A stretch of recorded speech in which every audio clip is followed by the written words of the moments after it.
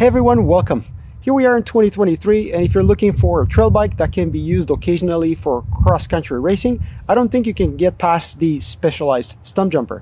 At least in Canada, they've been pretty aggressive on pricing of these Stumpjumpers, and this is what you're getting for 6K list price Specialized Stumpjumper Comp carbon frame. This Stumpy is a carryover model, meaning that they have the color of the 2021 when this new frame was launched, but otherwise this is as much of a 2023 bike as it can get. And something is very special about the way they built the Stumpjumper, and that is that with the exception of the yoke here, the shock yoke, this frame is built with the same carbon that the S-Works models use, and that is the Fact Carbon 11 that you see over here. By the way, this is designed in California and made in Taiwan, and you see the nice storage that you're getting with this bike. The SWAT box, where the SWAT door was introduced by Specialized way back in 2015. They call it the SWAT box, that you can access just by removing your bottle cage. By the way, you have this little multi-tool right at the bottom of the bottle cage. And inside you're gonna get an additional film for the frame. Even though you have one installed, you're gonna get two of these different headset tops. The one that comes already installed with the bike is absolutely flat. And finally, you're gonna get two valves if you want to turn this into a tubeless setup. By default, the Specialized branded tires come with tubes in them. And with that SWAT box cover open, you can see the tube here that takes care of the brake and shifter cables, and you see the dropper cable being routed right through there. Obviously it goes all the way up here just to feed the internally routed dropper. This is an X-Fusion 34.9 dropper post, and for this small size you're gonna get the 125mm drop. By the way, we were talking about extra 3M tape. You can see the protected frame right here. The film, it's already installed, and that's the only film that you're gonna get installed from Specialized. Everywhere else where you see this tape installed, that was me.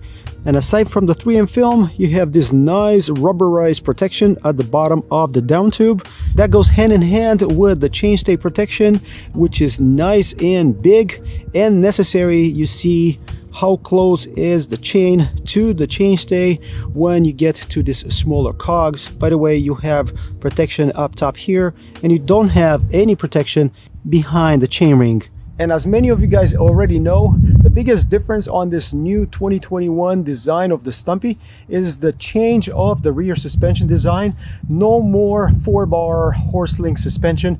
Instead, for the carbon models, they went for this flex stay design. There's no more pivot here on the carbon frames, even though the aluminum ones still have it.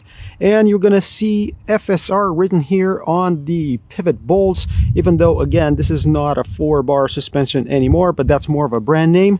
Another thing you're going to see here in the back is that the minimal rotor size is 180. This is an SLX center lock, and you see the 4-piston SLX brakes. There's no spacer here. This is a 180, so that's the minimal disc that you can install.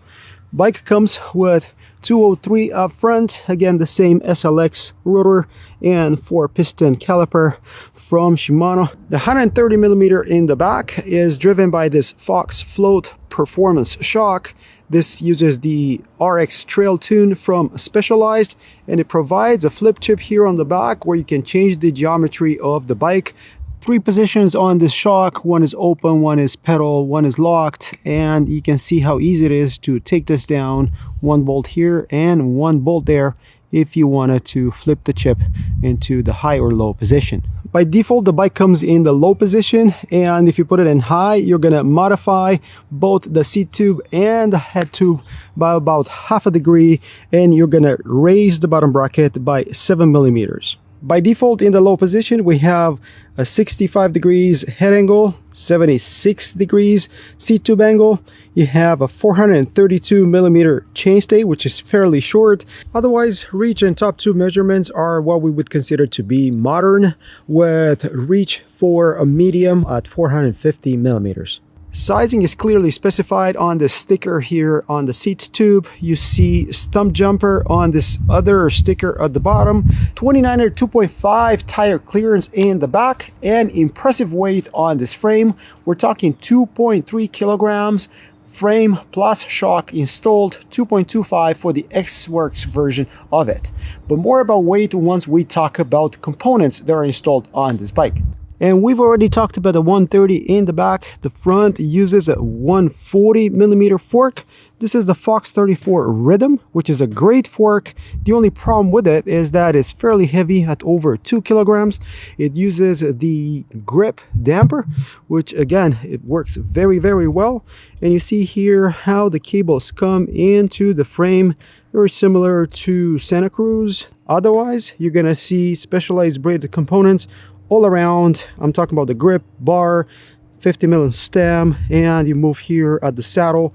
That's a specialized branded saddle, which are usually pretty good. I've already mentioned the X-Fusion Manic 34.9. Remember, it's a 34.9 dropper post, 125 mil for the small size, and that is driven by, I think this is an X-Fusion Manic remote. Nothing special about it. It looks pretty standard, but it is integrated with the brakes. Same thing with the SLX shifter. I already mentioned the brakes being Shimano SLX 4-piston, and you see the levers here, 4-piston with metallic pads from the get-go. From the other side, you can see a full SLX M7100 drivetrain. That includes pretty much everything from the cranks. These are 170, by the way. Chainring, which is a 30-tooth SLX chain. You have the 10 to 51 tooth cassette, again this SLX, and also the SLX derailleur. All in all, a very good drivetrain, if a little bit heavy, but you get what you pay for. And that kind of brings me to the wheels, which, talking about weight, these are probably the heaviest components on this bike that, if you replace them, would make a huge difference. These are built with the specialized 30 millimeter ID rims. These are DT spokes. However, they are not butted, so they're a bit heavier than normal, and they are built with Shimano hubs, believe it or not, which again, they might be reliable cup and cone, but they are fairly heavy. We're talking both front and rear Shimano hubs. As for tires, we have the 29er 2.3 Butcher Grid T9 up front, which is a really good aggressive profile, definitely for trail riding. And in the back, we're gonna have the Purgatory Grid T7 this time. These are 60 TPI tires, kind of dedicated front and rear. Looking at it from the bottom, you can see that nice big rubber protection. You can see the threaded bottom bracket. This is MT800, so the good bottom bracket from Shimano. Nice big drainage hole here, also drainage holes on the chainstays. And you see the clearance for that 2.5 tire that Specialized mentions. I believe them. There's plenty around this 2.3 in the rear. So what's the actual weight of this small or S2 Stumpy in SLX configuration? And the weight is 13.8 kilograms. And here is your 30.45 pounds. This is pretty much stock. However, here's the weight of that front wheel by itself. It comes up to 5.3 pounds, and that is 2.4 kilograms.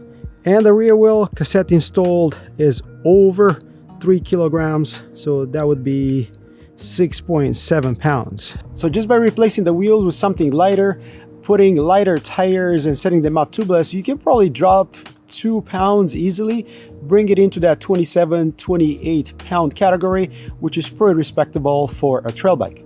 So there you have it, guys. Stumpjumper Comp SLX build that for me is pretty good value, but I want to hear from you folks. Do you consider this a good value?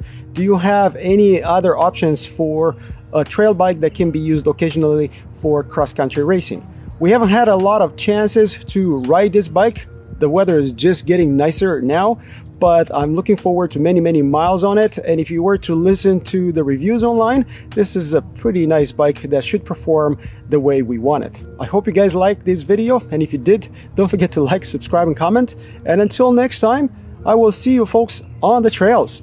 Who knows, maybe riding this little Specialized Stumpjumper comp. Cheers guys, cheers.